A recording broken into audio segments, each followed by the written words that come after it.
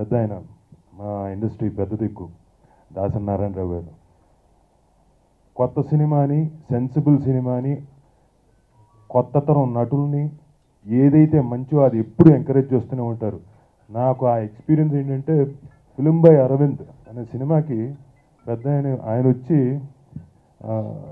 ఆశీర్వదించారు, సక్సెస్.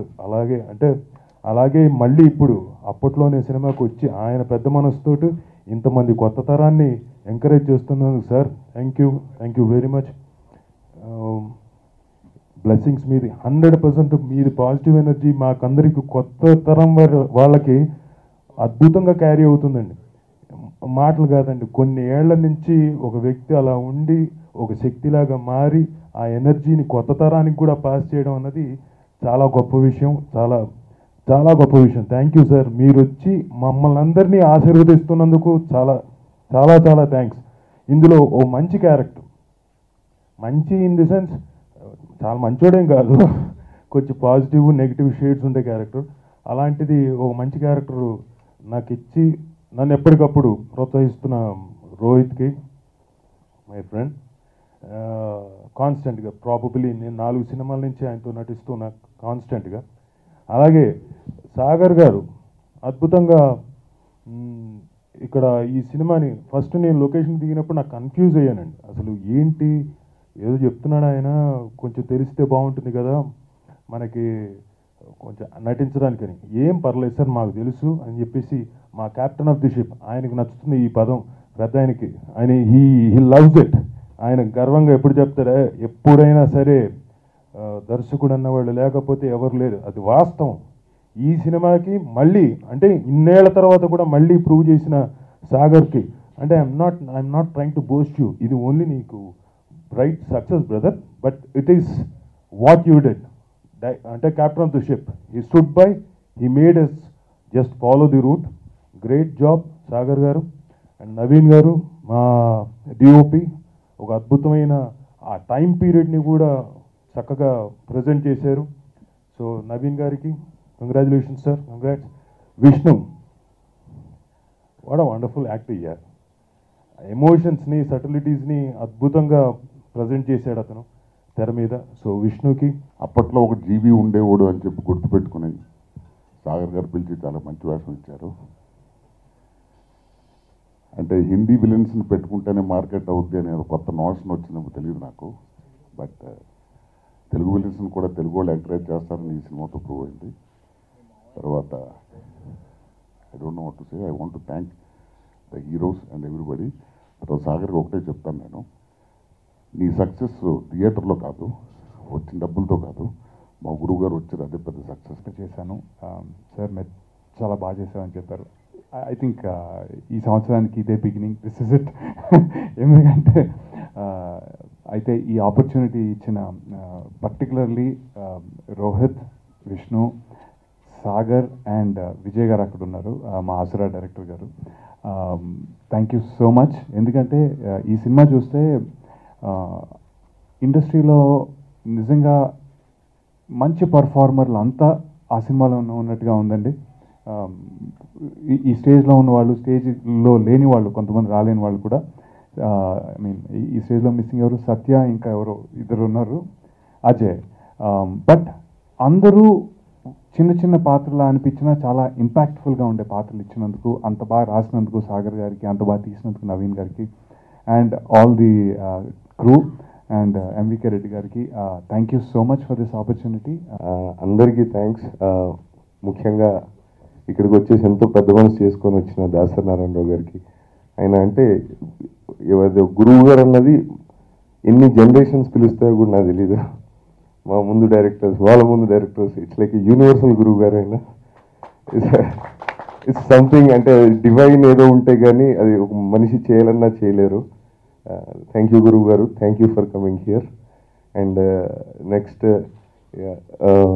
ఈ ఫిలిం మాకు ప్రొడ్యూస్ చేసిన కృష్ణ విజయ్ గారు, ప్రశాంతి గారు, వీళ్ళిద్దరూ చాలా సపోర్టివ్ ఉన్నారు. ఎస్పెషలీ విజయ్ గారు, you being a director also, you was very very supportful for me. And Prashanthi గారు, థ్యాంక్ యూ ఫర్ ఈ సపోర్ట్. టుడే ద సక్సెస్ వచ్చింది. నేను coming to all artist, DMK గారు, రవివర్మ గారు, రోహిత్ గారు, విష్ణు గారు, ఎవ్రీవన్, ఇంకా అందరూ చాలా చేశారండి. రోహిత్ గారు, thank you for trusting us and actually being a backbone for this project. Your an excellent artist and apart from that your an excellent human being. Thank you అండి, thank you for that. And the surprise package of this film, railway Raju, Sree Vishnu అండి. He did చాలా బాగా చేశాడండి. All those emotions coming together. ఏదో కొత్త ఆర్టిస్ట్తో చేసినట్టు కాదు, నేను ఫస్ట్ ఫిలిం రాజేంద్ర ప్రసాద్ గారితో చేశానండి. మళ్ళీ ఆ రేంజ్ నాకు విష్ణుతో వర్క్ చేసినట్టు అనిపించింది. Thank you very much Sree Vishnu గారు for supporting me. Shashank Mouli, all the other artist అండి, రాజీవ్ అన్న and Naveen Yadav, DOP. Thanks Naveen for being there with us from the first. Suresh Yuvan, his background score and it really added mood and flavor to it. Thank you. And finally, M.E.K. Reddy garu, thanks for being with us. Thanks for all the support. My line producer Ballana Apparao garu, thank you very much, your brother. Thank you very much. నమస్కారం అండి. ముందుగా మాకు support ఇవ్వడానికి వచ్చి మమ్మల్ని దీవించడానికి వచ్చిన దాసనారాయణరావు గారికి నమస్కారం అండి. అప్పట్లో ఒకడు ఉండేవాడు, చాలా చిన్న సినిమాగా మొదలుపెట్టాం. ఈరోజు గురువుగారు మా సినిమాని విష్ చేయడానికి దగ్గరికి వచ్చారంటే ఇంకా అంతకంటే ఇంక మేము అది ఆనందానికి అంతలేదు. చాలా చాలా చాలా థ్యాంక్స్ అండి. ముందుగా ఈ ఫిలింకి ఎస్పెషల్లీ ఒక డిఫరెంట్ ఫిలిం అని స్టార్ట్ చేసాం, కానీ ఇది చాలా తక్కువ థియేటర్లలో మేము రిలీజ్ చేయగలిగామండి.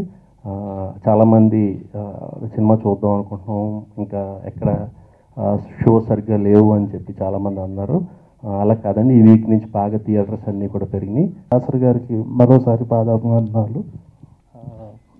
ముందు అప్పట్లో ఒకటి ఉండేవాడు, సినిమా తీద్దాం అనుకున్నప్పుడు రోహిత్ గారు, నేను, ప్రశాంతి, విజయ్ అంతా కలిసి ఒక మంచి సినిమా చేద్దాం మన బ్యానర్లో అని స్టార్ట్ చేసి అంతే కాన్ఫిడెన్స్తో దాన్ని స్క్రిప్ట్ వర్క్ అవన్నీ ఫినిష్ చేసుకుని ఈ రిలీజ్ స్టేజ్లో కూడా ఎన్నో కొన్ని అంటే రిలీజ్ డిస్ట్రిబ్యూటర్స్ ఈ 30th వద్దు తర్వాత చేద్దాం అన్నట్టు వాళ్ళు కూడా అంటే మేము లేదు కొంచెం రిస్క్ చేసి కంటెంట్ మీద కాన్ఫిడెన్స్తో ముందుకు వెళ్దామని చెప్పి రిలీజ్ చేసామండి. ఇప్పుడు ఆ కాన్ఫిడెన్స్ వల్ల సినిమా అందరికీ రీచ్ అయింది, థియేటర్స్ కూడా డబుల్ అయినాయి. సినిమాలో నటించిన నటీనటులందరికీ, టెక్నీషియన్స్కి చాలా థ్యాంక్స్ అండి. మళ్ళీ ఈ ఫంక్షన్కి వచ్చి మమ్మల్ని సపోర్ట్ చేస్తున్న దాసరి గారికి మరోసారి థ్యాంక్స్ చెప్తాను. అందరికీ నమస్కారం అండి. అండ్ దాసరి గారికి స్పెషల్ థ్యాంక్స్. ఎప్పుడో ఒక మంచి సినిమాని ఎంకరేజ్ చేస్తుంటారు.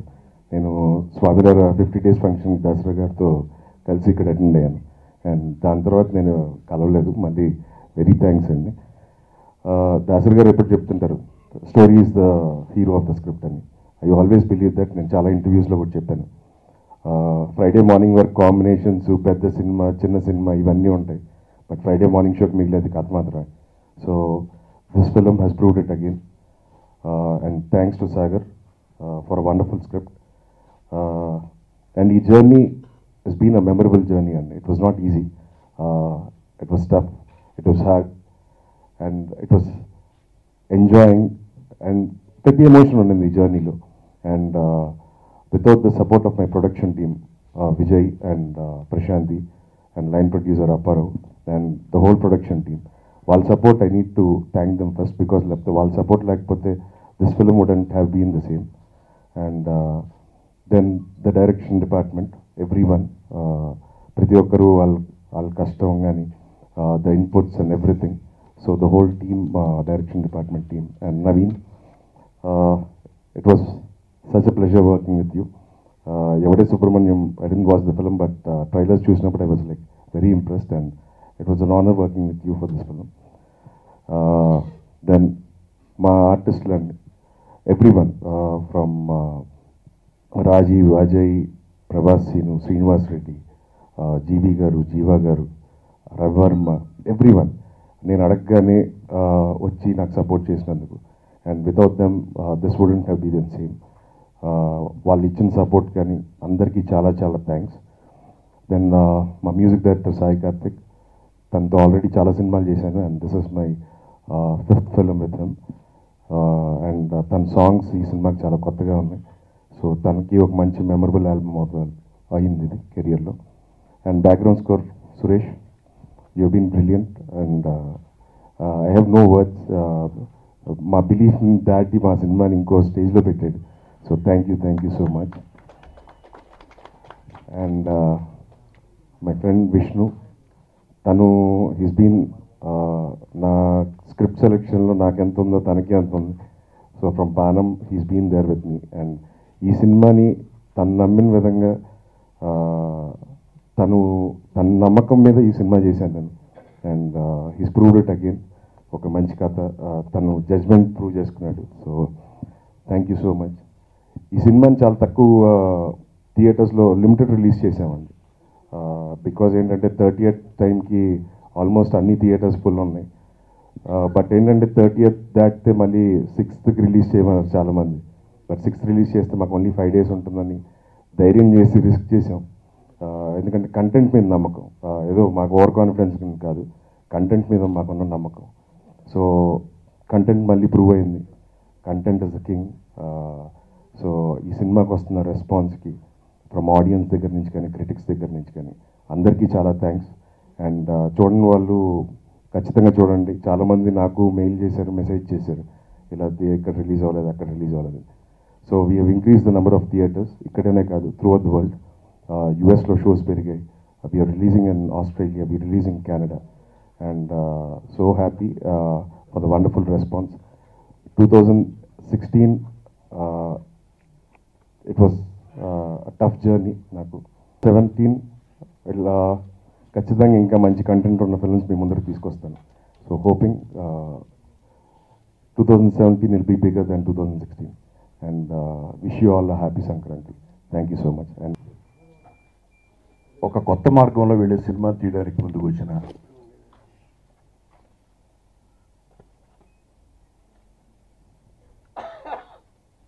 అమ్మాయి ప్రశాంతి, విజయ్, అలాగే దీనికి ప్రోత్సాహాన్ని ఇచ్చినటువంటి ఎంవికే రెడ్డి గారికి ముందుగా నా అభినందనలు చెప్తున్నా. అది నాకు చూపించాలని ఆ నిర్మాతలు, దర్శకులు అనుకుంటుంటారు. అలా చూపించడానికి అవకాశం లేనప్పుడు వాళ్ళు నేను తెలియక లేకపోతే నాతో పరిచయం లేక నా దగ్గరికి రావడానికి ఇబ్బంది అయ్యో ఉన్న వాళ్ళకి నేనే ఫోన్ చేసి ప్రింట్ తెప్పించుకుని చూస్తాను. అలా ఇంతవరకు ఎన్ని సినిమాలు రిలీజ్ అయినాయి వాటిలో ఒక 5-10% తప్ప 90% సినిమాలు ప్రతిసారి నేను చూస్తూనే ఉంటాను. ఎందుకంటే I want to update my self.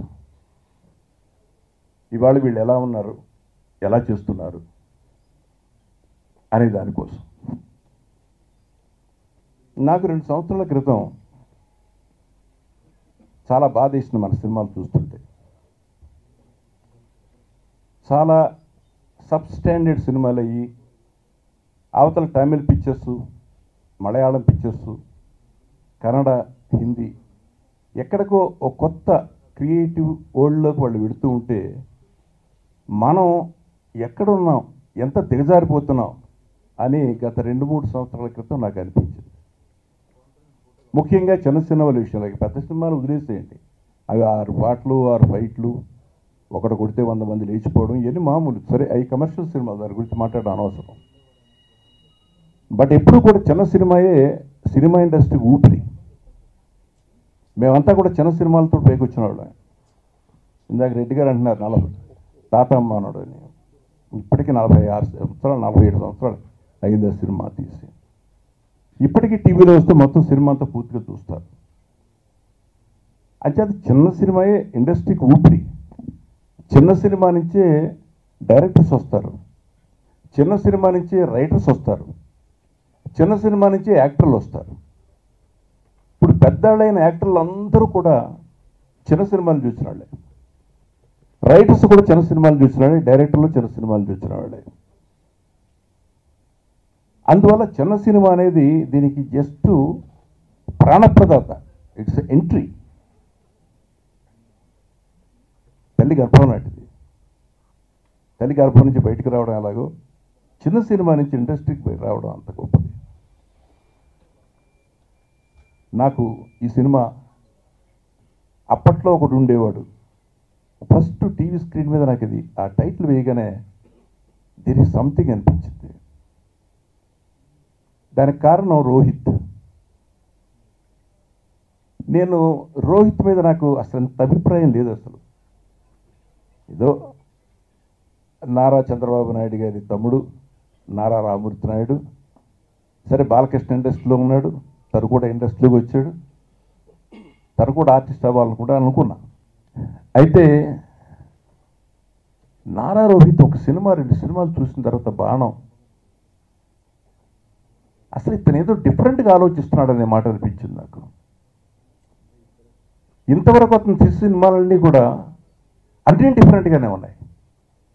అంటే ఏదో మైండ్ సెట్ చేసుకున్నాడు, ఒక different making, different cinema, different subject. నాకు అందుకే కనిపించగానే చెప్పాను సబ్జెక్ట్ సెలక్షన్లో చాలా బాగున్నావు అని. అందరూ వెడుతున్న దారి ఒకటైతే తను వెడుతున్న దారి ఇంకొకటి. ఆ సెలక్షన్ నేను నచ్చింది. ఇప్పటికీ అతను ఆర్టిస్ట్గా స్టాండ్ అవ్వడానికి కారణం జస్ట్ ఆ సెలక్షన్. ఇంకా చాలా బ్రైట్ ఫ్యూచర్, చాలా పెద్ద ఫ్యూచర్ వస్తుంది. డైలాగ్ డెలివరీ ఒక స్టైల్ ఏర్పాటు చేసుకున్నాడు.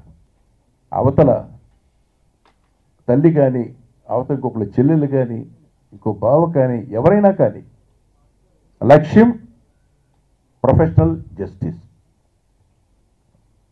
చాలా బాగా చేశాడు క్యారెక్టర్, బాగా సెలెక్ట్ చేసుకున్నాడు సబ్జెక్ట్. తను యాక్ట్ చేస్తూ పక్కనే ఇంకో హీరో. నిజం చెప్పాలంటే రోహిత్ క్యారెక్టర్ ఎవరైనా జనరల్గా సినిమా తీసేటప్పుడు తనదే చాలా పెద్ద వేషం, చాలా మంచి వేషం ఉండాలనుకుంటారు. బట్ తనకి ఏ వేషం కావాలో, ఏ వేషం కరెక్ట్గా సరిపోతుందో టైలర్ మేడు అది మాత్రం తను తీసుకున్నాడు. అవతల పెర్ఫార్మెన్స్ విపరీతంగా ఉండడానికి అవకాశం ఉన్న క్యారెక్టర్ విష్ణు చేశాడు.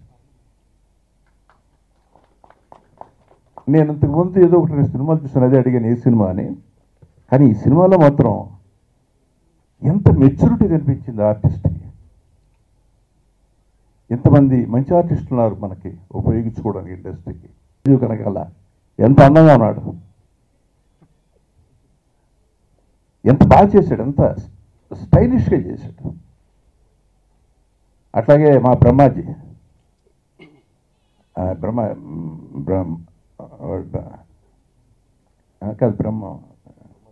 బ్రహ్మాజీ విఠల్ సేట్, వాడి క్యారెక్టర్ అంత లేచిపోయింది. అందరికంటే లాస్ట్లో వచ్చాడు, ఒక హీరోలా కనిపించాడు సత్య. వాడంత బాగున్నాడు. నేను అడిగిన ఎవరో కుర్రాడని చెప్పి, అంటే ప్రతి క్యారెక్టర్ రిజిస్టర్ అయిపోయేటట్టుగా చేశాడు. నిజంగా విష్ణు స్ట్రగుల్ సెకండ్ హాఫ్లో లాస్ట్ పేజ్ ఎక్సలెంట్. ఆ క్యారెక్టర్ మీద ప్రేమ వచ్చేస్తుంది మనకి.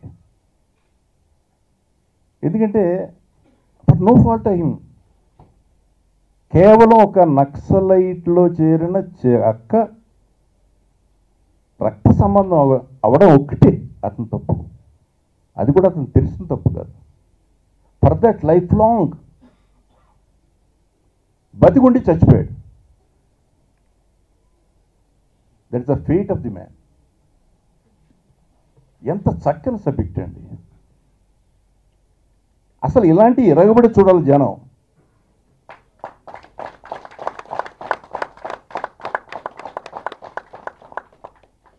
ఎందుకంటే ఈ సినిమా ఎలాంటి సినిమా, ఒక సినిమా వచ్చింది, ఈ సినిమాని మనం చూడాలి అనేలోగా సినిమా వెళ్ళిపోతుంది. ఎందుకంటే నెక్స్ట్ వారానికి 4 పడిపోతున్నాయి. ఇవాళ ఇందాక రోహిత్ చెప్పింది కరెక్ట్, చాలా చోట్ల లేదన్నారు. ఇవాళ నుంచి 100 స్క్రీన్స్ మళ్ళీ చేస్తున్నారంటే really great. This picture deserves that success. నిజంగా బడ్జెట్ ఎక్కువ పెట్టారు ఈ సినిమాకి. నేను చెప్పా, మీరు ఎక్కువ పెట్టారయ్యా, అంతకంటే తగ్గించాలి అన్నా. బట్ అదృష్టం ఏంటంటే ఆ బడ్జెట్ పెట్టినా కూడా ఇవాళ సక్సెస్ ప్రొడ్యూసర్ని చాలా హ్యాపీ చేస్తుంది. That's great. ఇలాంటి సినిమాలు అవసరం. నాకు అనిపిస్తుంది సినిమాలకి రేటింగ్లు ఇస్తున్నారు కొన్ని మన వెబ్సైట్లో ఇవిను. కొంతమంది చాలా జెన్యూన్గా చాలా పెద్ద మనిషి తరహాగా ఇస్తున్నారు. కొన్ని ఉంటాయి కదా, ఒకటి రెండు చెడు పురుగులు, అంటే డబ్బుల కోసం, బ్లాక్మెయిల్ కోసం. మీడియాని ఎవడైతే బ్లాక్మెయిల్ కోసం తప్పుదారిని పట్టాలనుకుంటాడో వాడు సర్వనాశనం అయిపోయాడు కూడా అయిపోతాడు. యాజ్ ఏ మీడియా మ్యాన్ నేను చెప్తున్నా, ఒక చరిత్ర సృష్టించాను ఉదయం పేపర్తో. ఎవడో వేలు పెట్టి చూపించలేని జర్నలిజాన్ని చూపించాను. ఇవాళ ఇలాంటి చిన్న సినిమాలను ఎంకరేజ్ చేయండి, నాశనం చేయకండి. డబ్బులు కావాలని అడిగి తీసుకోండి, కానీ సినిమా నాశనం చేయకండి. అందులో కొన్ని 10-15 మంచి ప్రాణాలు ఉంటాయి. ఆ ప్రాణాలను చంపకండి. ఏమొస్తుంది మీకు? మీ ఇష్టం వచ్చేట్టుగా రాస్తే ఏమొస్తుంది? ఒకరోజు చదువుతారు, రెండో రోజు తీసాములు మారేస్తారు. Don't try to blackmail the people, blackmail the films, blackmail the small films. Spare చేస్తారని అనుకోకండి. ఒకరోజు స్పేర్ చేస్తారు, రెండో రోజు స్పేర్ చేస్తారు. Don't think everyday is everyday. నేను అటువంటి వాళ్ళకి హెచ్చరిక చేస్తున్నాను స్టేజ్ నుంచి. మీ రేటింగ్ మీద కొన్ని జీవితాలు ఆధారపడినప్పుడు మీ ఇష్టానుసారంగా ప్రవర్తిస్తే ఎట్లా? బాగుంటే బాగుందని చేయండి. ఒకడేమో ఎంత ఇస్తాడు, ఒకడేమో ఎంత ఇస్తాడు, ఎట్లా? How it is possible? ఈ సినిమాలు ముఖ్యంగా అమెరికాలోనూ అక్కడ యుఎస్లో రిలీజ్ అయినప్పుడు చిన్న సినిమాలకు తేడా పడుతుంది. అందువల్ల దయచేసి నేను చెప్పింది సదుద్దేశంతో తీసుకోండి, సదుద్దేశంతో తీసుకోండి. నాకు అనిపిస్తోంది అసలు ఇలాంటివన్నీ చూసిన తర్వాత కొంతమంది ఇండస్ట్రీలో ఎలాంటి సంబంధం లేని పెద్ద మనుషులు ఒక 60 మందిని తీసుకుని ఒక టీమ్గా ఏర్పాటు చేసి అది గుడ్ ఫిల్మ్ ప్రమోటర్స్ టీమ్ అని ఒకటి స్టార్ట్ చేయాలని నాకు అనిపిస్తుంది. వాళ్ళు సినిమా చూసిన రోజే నెక్స్ట్ డే దే రిలీజ్ ఈ స్టేట్మెంట్. వాళ్ళు ఇస్తారు రేటింగ్. 1-2 సినిమా చూసిన తర్వాత రేటింగు డెఫినెట్గా ఇంకెవరు చెప్పినా నమ్మరు, ఆ టీం చెప్పిందే నమ్ముతారు.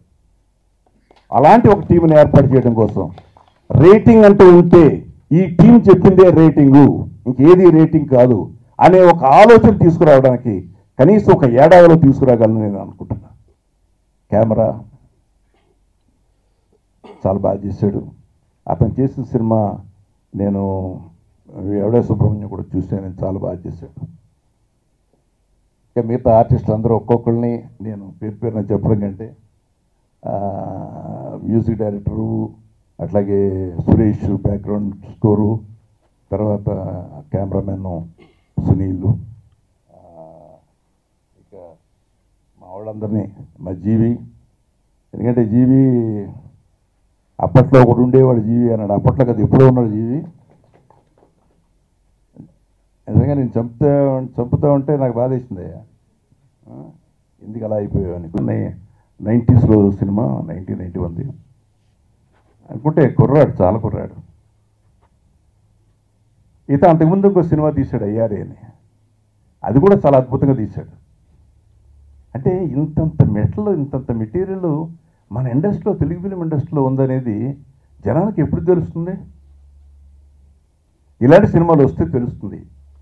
ఇవి మీ ద్వారా ప్రజల్లో గడితే తెలుస్తుంది. ఇవి హిట్ అయితే తెలుస్తుంది. ఇవాళ చంద్ర పేరు ఆంధ్రప్రదేశ్ అంతా తెలుస్తుంది బికాస్ ఆఫ్ దిస్ పిక్చర్. ఈ ట్రీట్మెంట్ చాలా కష్టమైన సబ్జెక్ట్ ఇది, బట్ చాలా బాగా హ్యాండిల్ చేశాడు. లెంగ్త్ కూడా చాలా తక్కువ, ఎంత 2 hours 4 minutes. సో రియల్లీ నేన్న ఇలాంటి సబ్జెక్ట్స్ తీయండి, డెఫినెట్గా జనం క్యాచ్ చేస్తారు. ఎందుకంటే ఎక్కడి నుంచో ఉన్నాం మనం, మైనస్లో ఉన్నాం. మైనస్ నుంచి జీరోకి వచ్చి జీరో నుంచి మళ్ళీ ప్లస్కి రావాలి. కాబట్టి ఇప్పుడిప్పుడే ప్లస్లోకి వస్తుంది. So make such type of films. ఎప్పుడు ఇవి సక్సెస్ అవుతాయి. దీనికి కావాల్సిందల్లా ప్రమోషన్ ఒక్కటే.